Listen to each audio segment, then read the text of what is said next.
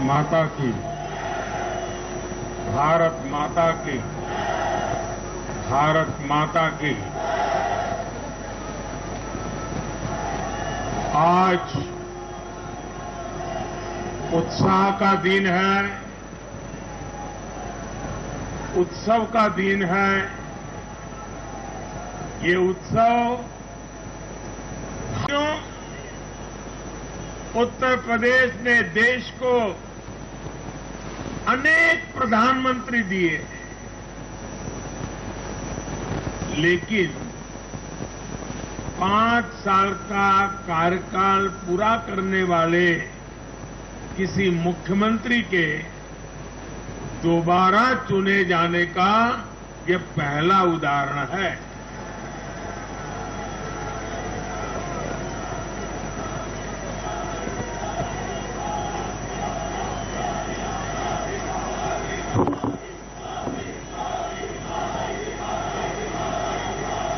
अभी नड्डा जी ने विस्तार से बताया, उत्तर प्रदेश में 37 साल बाद कोई सरकार लगातार दूसरी बार सत्ता में आई है। 3 राज्य यूपी, गोवा और मणिपुर में सरकार में होने के बावजूद बीजेपी के वोट शेयर में वृद्धि हुई है।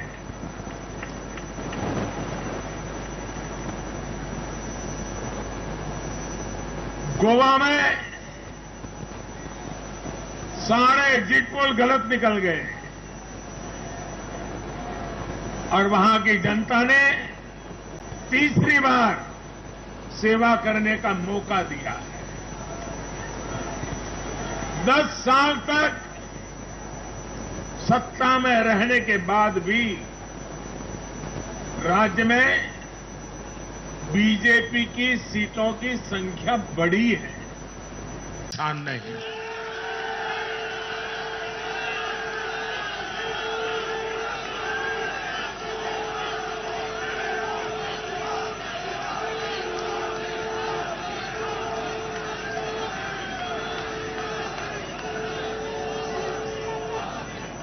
2 दशक से भी ज्यादा समय तक हेड ऑफ द गवर्नमेंट के रूप में सेवा करने का मुझे सौभाग्य मिला है। सरकार में कितनी दिक्कतें होती हैं, गवर्नेंस में कितनी दिक्कतें होती हैं, इसको भली भांति जानता हूं। उसके बावजूद भी मैंने एक ऐसी हिम्मत की है, शायद कोई न कर पाए। और वो हिम्मत मैंने लाल किले से 15 अगस्त को मेरे भाषण में उसको व्यक्त किया था। मैंने कहा था कि अब भाजपा को जहां जहां सेवा करने का मौका मिलेगा, हम हर योजना के जो हकदार हैं उनके लिए 100% सैचुरेशन, यानी काम को 100% पूरा करना, हर गरीब तक हर सरकारी योजना का लाभ पहुंचाना, ये 100% की कल्पना करना 2 दशक से ज्यादा समय सरकार का काम करने के बाद मैं कहता हूं, ये बहुत बड़ी हिम्मत की है मैंने।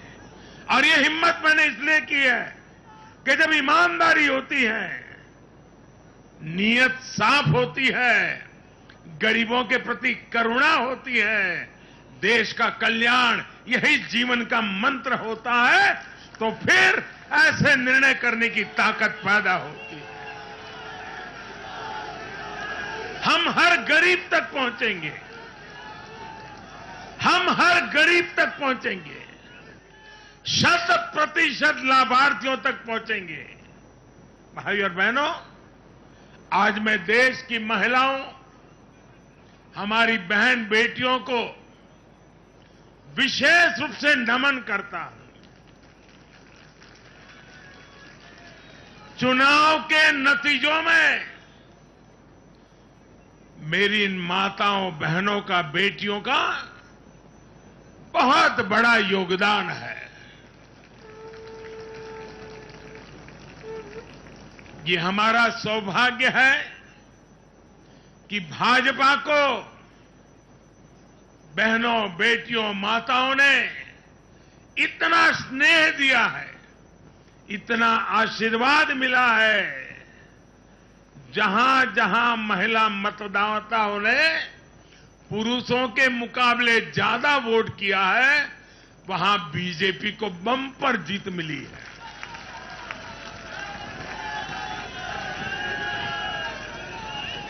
एक प्रकार से हमारी माताएं, बहनें, हमारी बेटियां, हमारी ये स्त्री शक्ति भाजपा की जीत की सारथी बनी है।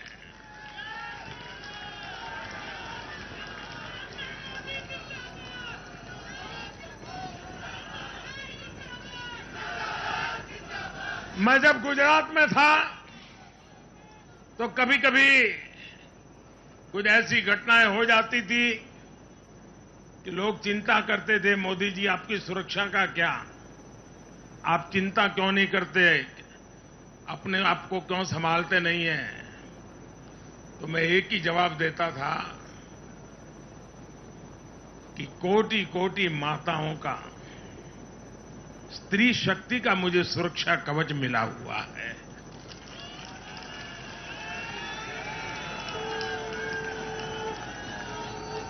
साथियों, भारत की माताएं, बहन, बेटियां निरंतर भाजपा पर विश्वास कर रही हैं।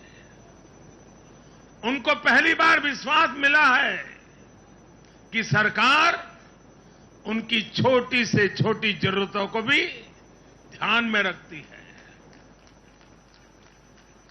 साथियों, इन चुनावों के नतीजों ने एक बात और साफ कर दी है कि यूपी की जनता को, और मैं सभी ज्ञानियों को कहता हूं कि देश की भलाई के लिए अब पुरानी घिसी पिटी रिकॉर्ड छोड़ के जरा नए सिरे से सोचना शुरू कीजिए।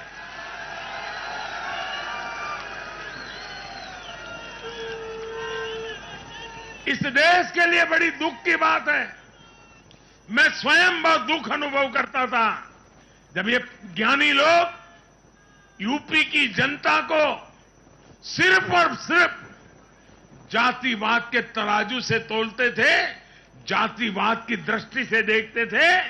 मैं समझता हूं कि उत्तर प्रदेश के नागरिकों को जातिवाद की बाड़ाबंदी में बांध करके वे उन जातियों का अपमान करते थे, उन नागरिकों का अपमान करते थे, पूरे उत्तर प्रदेश का अपमान करते थे।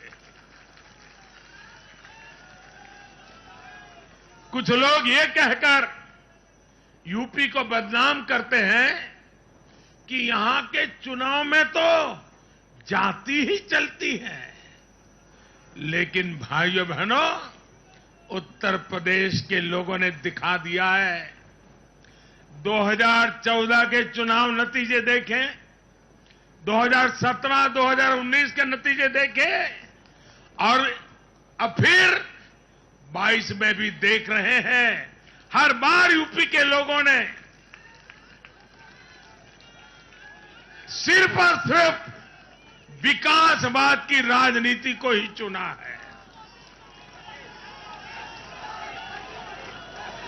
यूपी के लोगों ने इन लोगों को यह सबक दिया है और यह सबक उनको सीखना होगा।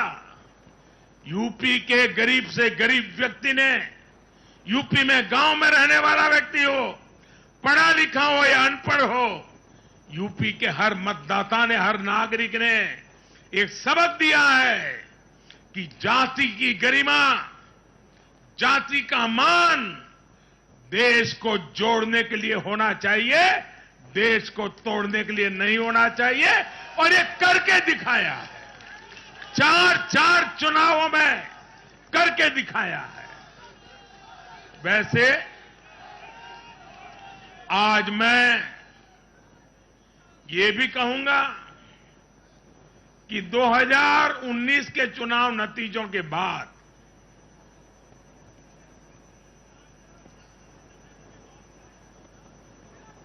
कुछ पॉलिटिकल ज्ञानियों ने कहा था 2019 में जब लोकसभा में हम दोबारा जीत करके आए तो उस ज्ञानियों ने कहा था कि भाई इस 2019 के जीत में क्या है, ये तो 2017 में ही तय हो गई थी, क्योंकि 2017 में यूपी का रिजल्ट आया था। मैं मानता हूं इस बार भी ये ज्ञानी जरूर कहने की हिम्मत करेंगे कि 2022 के नतीजों ने 2024 के नतीजे तय कर दिए हैं।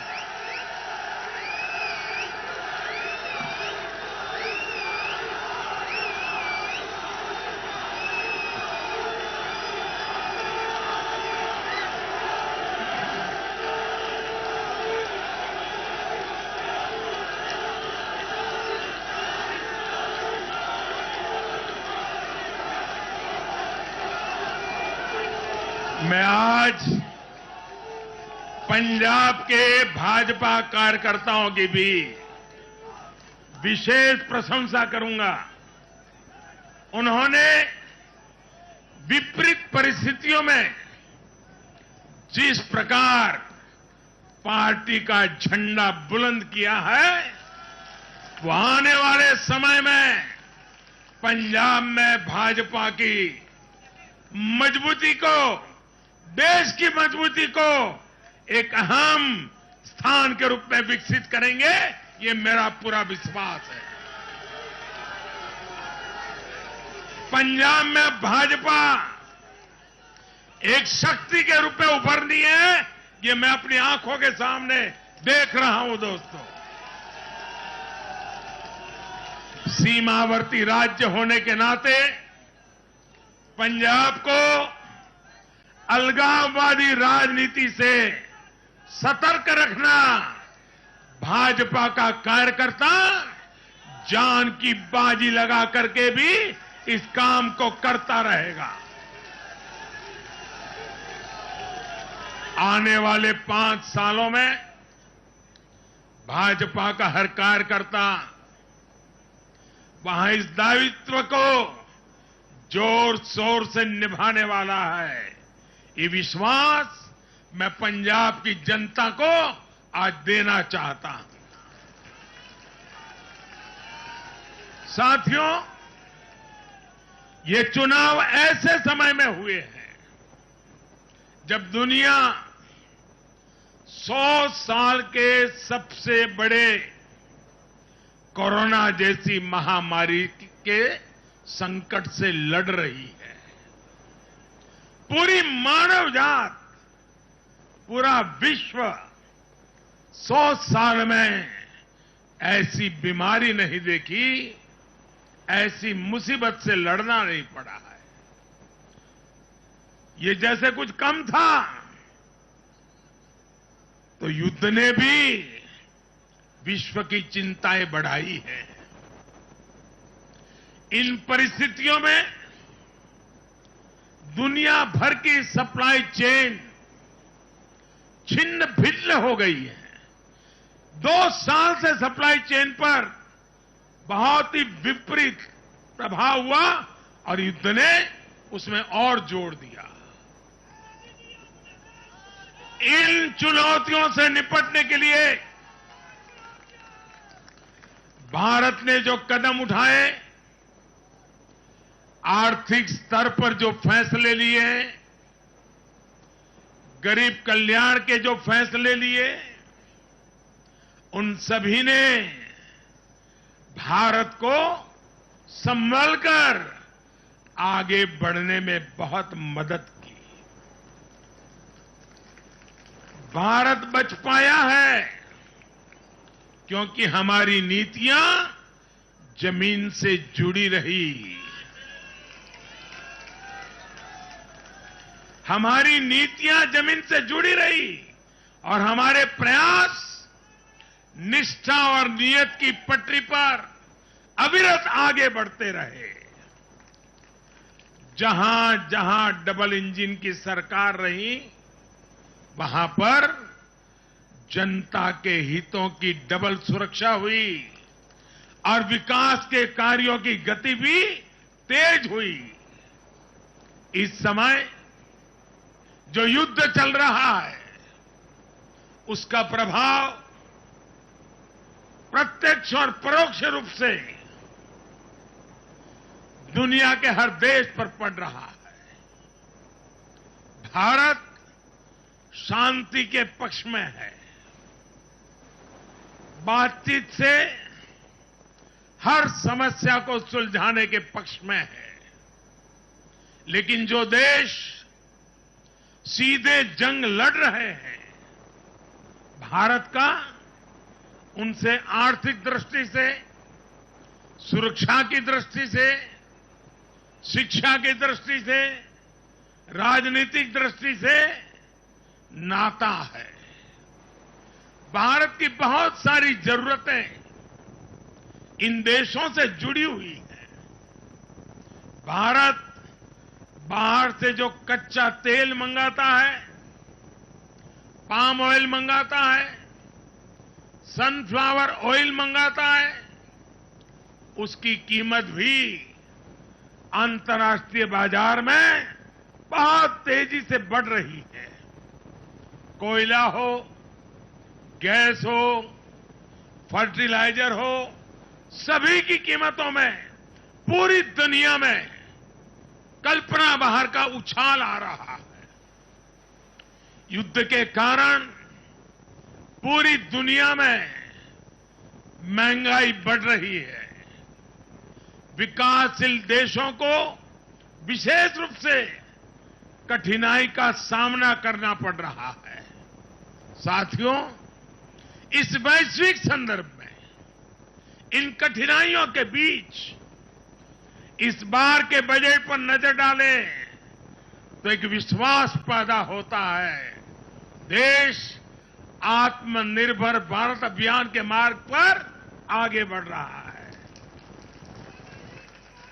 इस भावना को इस बार के बजट से और ऊर्जा मिली है और मैं मानता हूं कि दुनिया भर में बने निर्माण हुए इस विपरीत वातावरण में, उथल पुथल से भरे माहौल में, अनिश्चितता से भरे माहौल में भारत की जनता ने विशेष करके उत्तर प्रदेश जैसे राज्यों ने अपनी दूरदृष्टि का परिचय दिया है। भारत के मतदाताओं ने जिस तरह इन चुनावों में स्थिर सरकारों के लिए वोट दिया, वो इस बात का प्रतिबिंब है कि लोकतंत्र भारतीयों की रगों में है।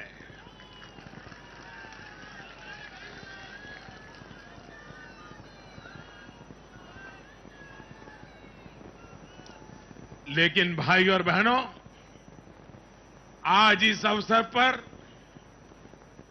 मैं देश के सामने अपनी कुछ चिंताएं भी रखना चाहता हूं। देश का नागरिक तो बहुत जिम्मेदारी के साथ देश के हित में अपना काम कर रहा है। जब भी उसको अवसर मिलता है, वो जिम्मेदारी के साथ पेश आता है। देश का सामान्य नागरिक राष्ट्र निर्माण में जुटा है, लेकिन हमारे यहां कुछ लोग लगातार राजनीति का स्तर गिराते जा रहे हैं। कोरोना के इस समय में भी हमने देखा है कि इन लोगों ने देशवासियों को गुमराह करने की लगातार कोशिश की। वैक्सीनेशन के हमारे प्रयासों की दुनिया प्रशंसा कर रही है, लेकिन इस पवित्र कार्य पर, मानवता के कार्य पर, सेवा के कार्य पर, भारत की वैक्सीन पर भी सवाल उठाए गए। दुर्भाग्य की बात है, जब यूक्रेन में हजारों भारतीय विद्यार्थी, हमारे छात्र, हमारे नागरिक फंसे हुए थे, तब भी देश का मनोबल तोड़ने की बातें हो रही थी। जो वहां फंसे थे, उनके परिवारों की चिंता बढ़ाने का काम हो रहा था। ये लोग उन बच्चों में असुरक्षा की भावना बढ़ा रहे थे, यहां उनके परिवार वालों की चिंता बढ़ा रहे थे। इतना ही नहीं, इन लोगों ने ऑपरेशन गंगा को भी प्रदेशवाद की बेड़ियों में बांधने की कोशिश की।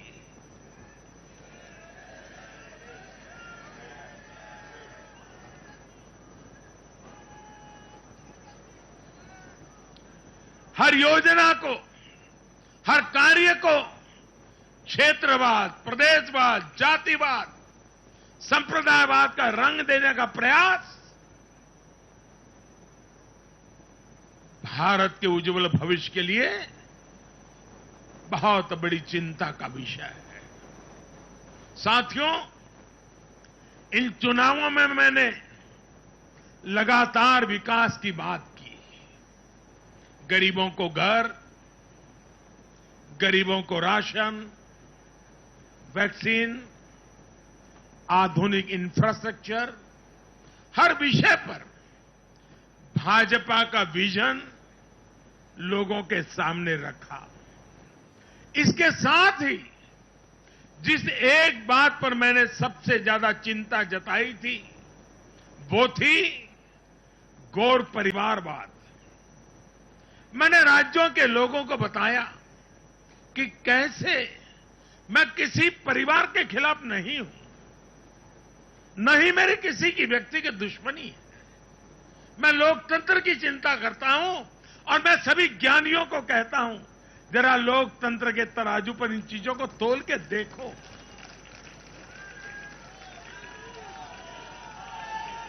और मैंने लोगों को बताया कैसे परिवारवादी राजनीति ने उनके राज्य का कितना नुकसान किया है, राज्य को पीछे ले जा रहा है। और मुझे खुशी है कि मतदाताओं ने इस बात को समझते हुए भी इस चुनाव में अपना वोट दिया है, लोकतंत्र की ताकत को मजबूत किया। साथियों, ये लगातार बहस बहुत जरूरी है। भारत जैसे लोकतंत्र में और देश को जिस ऊंचाई पर ले जाना है, उसको ध्यान में रखते हुए जिन मुद्दों को मैं उठा रहा हूं, उसको निरपेक्ष भाव से बहस होना जरूरी है। भारत में परिवारवादी राजनीति का, ये मेरे शब्द लिख करके रखिए दोस्तों, एक न एक दिन ऐसा आएगा जब भारत में परिवारवादी राजनीति का सूर्यास्त ये देश के नागरिक करके रहेंगे।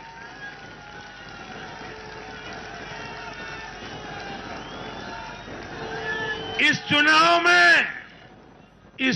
में देश के मतदाताओं ने अपनी सूझबूझ का परिचय दिखाते हुए ये क्या होने वाला है, इसका इशारा कर दिया है। साथियों, आज एक और विषय में देश के लोगों के सामने रखना चाहता हूं। ये विषय है भ्रष्टाचार के खिलाफ कार्रवाई को रोकने की साजिश। आप मुझे बताइए साथियों, क्या भ्रष्टाचार के खिलाफ कार्रवाई होनी चाहिए कि नहीं होनी चाहिए? भ्रष्टाचार करने वालों पर कड़ी कार्रवाई होनी चाहिए कि नहीं होनी चाहिए? ये भ्रष्टाचार रूपी दिमाग देश में से नष्ट होनी चाहिए कि नहीं होनी चाहिए? साथियों, हमारे देश में भ्रष्टाचार के खिलाफ लोगों में, भ्रष्टाचारियों के खिलाफ, ऐसे लोगों के प्रति एक भयंकर नफरत का भाव रहता है। देश की गाढ़ी कमाई को लूटकर अपनी तिजोरी भरने की ये प्रवृत्ति कुछ लोगों की पहचान के साथ जुड़ गई है। भारतीय जनता पार्टी 2014 में एक ईमानदार सरकार का वायदा करके चुनाव जीती थी और हमारी ईमानदारी को देखकर 2019 में जनता ने हमें और ज्यादा आशीर्वाद दिया।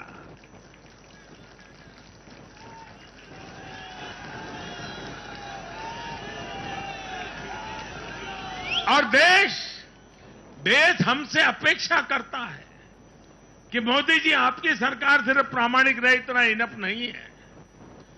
आप ही हैं, आप ही की सरकार है जो भ्रष्टाचारियों को सजा कर सकती है, उन पर कठोर से कठोर कार्रवाई कर सकती है। मुझे बताइए, जनता की इस अपेक्षा को मुझे पूरा करना चाहिए कि नहीं करना चाहिए? जनता की आशा आकांक्षा के लिए सरकार ने जिम्मेवार व्यवहार करना चाहिए कि नहीं करना चाहिए? लेकिन आज हम देख रहे हैं जो निष्पक्ष संस्थाएं हैं, जो पूरी तरह इंडिपेंडेंट हैं, वे अगर भ्रष्टाचार के खिलाफ कार्रवाई करते हैं तो ये लोग और उनका पूरा इकोसिस्टम अब भ्रष्टाचारियों की रक्षा करने के लिए उन संस्थाओं को बदनाम करने के लिए मैदान में आ गए हैं।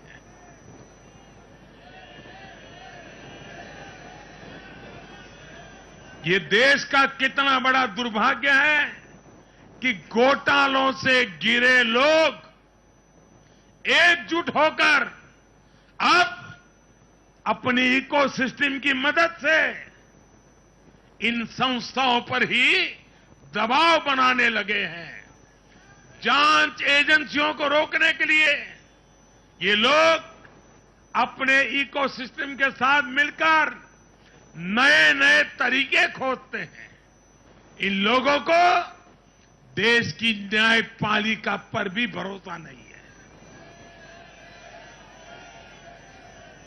पहले हजारों करोड़ रुपए का भ्रष्टाचार करो, फिर जांच भी नहीं होने दो, और जांच करे तो उस पर दबाव बनाओ।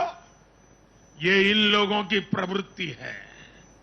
और देश के लोगों को एक और बात पर मैं ध्यान देना के लिए आकर्षित करना चाहता हूं। ये लोग किसी भ्रष्टाचारी पर कार्रवाई होते ही उसे धर्म का रंग देते हैं, प्रदेश का रंग दे देते हैं, जाति का रंग देने लगते हैं। ये नए तौर तरीके शुरू हुए हैं।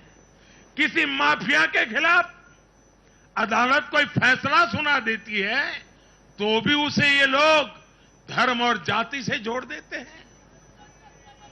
ऐसे में भारत के मैं सभी संप्रदायों से आग्रह करता हूं, मैं सभी जाति पे गर्व करने वाले ईमानदार लोगों से आग्रह करना चाहता हूं, उन सबको सोचना होगा कि ऐसे भ्रष्टाचारियों, ऐसे माफियाओं को अपने समाज से, अपने संप्रदाय से, अपनी जाति से दूर करने की हिम्मत करें।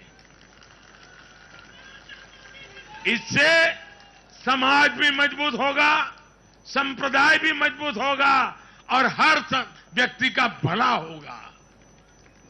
और यूपी में हमारी विजय का एक कारण यह भी है कि वहां के लोगों ने कई दशकों से ऐसी राजनीति का बहुत नुकसान सहा है। मैं बनारस का सांसद होने के नाते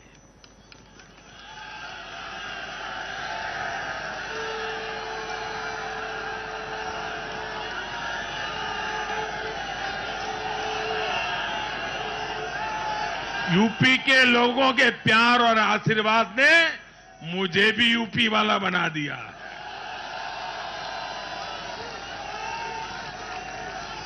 मैं बनारस का सांसद होने के नाते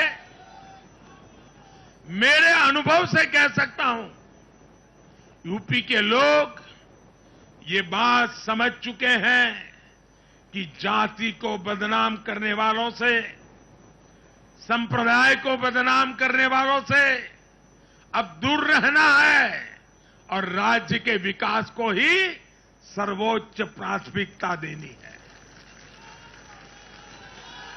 साथियों, आजादी के 75वें वर्ष को देखते हुए भी इन चुनाव परिणामों का बहुत महत्व है। भारत आजादी के अमृत काल में प्रवेश कर रहा है। ये चुनाव परिणाम आने वाले 25 वर्षों के हमारे राष्ट्रीय संकल्पों के प्रति देश के मिजाज को, देश के मूड को प्रतिबिंबित करते हैं। यहां से हम दो पटरियों पर एक साथ तेजी से काम करने वाले हैं। एक तरफ गांव, गरीब, छोटे किसान, लघु उद्यमी, उनके कल्याण पर हमारा जोर है। वहीं दूसरी तरफ देश के संसाधनों, देश की युवा शक्ति को नए अवसर देकर हम आत्मनिर्भरता के मिशन को तेज करना चाहते हैं। भारत का युवा आज अपने हुनर से, अपने बुद्धि के बल से और अपनी क्षमता के उपयोग से दुनिया को समाधान दे रहा है। दुनिया का सबसे बड़ा और सबसे तेज टीकाकरण अभियान आज के भारत के सामर्थ्य का बड़ा उदाहरण है। आज भारत डिजिटल पेमेंट सिस्टम में आत्मनिर्भर हो रहा है। स्टार्टअप के क्षेत्र में अपना सामर्थ्य बढ़ा रहा है और तकनीक के क्षेत्र में नई नई उपलब्धियां प्राप्त कर रहा है। और यह सब हो रहा है उसकी युवा शक्ति के कारण। भारत में शिक्षा का स्तर उच्च कोटि का हो, जो देश और दुनिया की जरूरतों को पूरा करने वाली वर्कफोर्स तैयार कर सके, यह हमारा संकल्प है। आज एक ऐसे नए भारत का निर्माण हो रहा है जहां आपकी पहचान आप से होती है।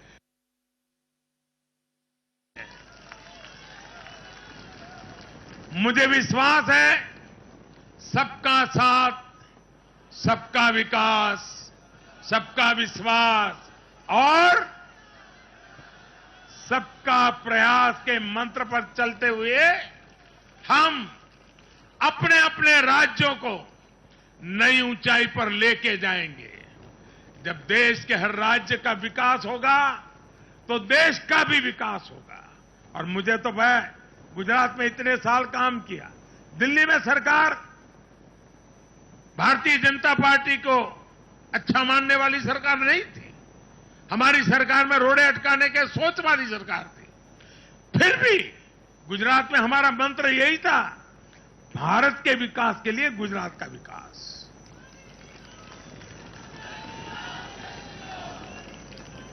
साथियों, हमें जुट जाना है, एक पल भी गंवाना नहीं है।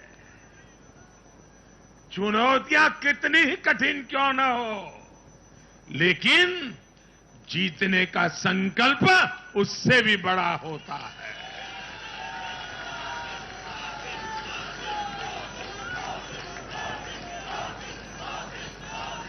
बड़े संकल्पों के साथ, बड़े सपनों के साथ